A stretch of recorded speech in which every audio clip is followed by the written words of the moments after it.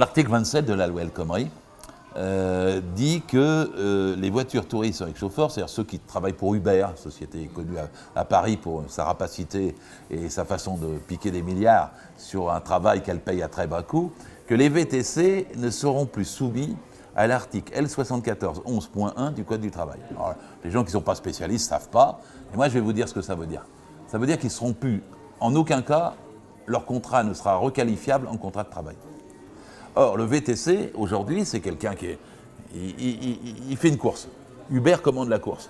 Et il paye 25% de la course à Uber. Et après, moi je me suis monté, je vous raconte la vie d'un VTC. Il travaille 20 heures par jour. Il travaille 120 heures par semaine.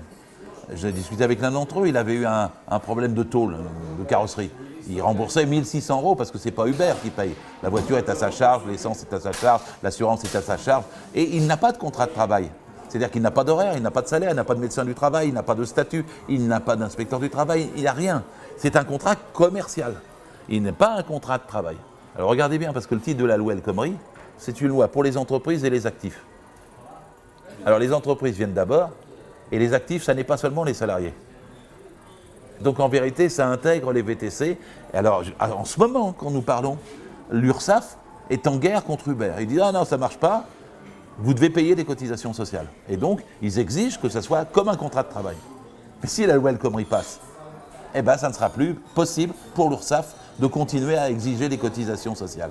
Alors, il y a un débat, le Sénat, dans la première lecture, a dit on va arrêter ça, c'est trop compliqué, on arrête et on réfléchit. Et c'est le gouvernement qui réintroduit sa version initiale pour que les VTC ne soient dans aucun cas avec un contrat de travail. Tout ça parce que M. Macron est copain avec le patron des VTC et de Uber.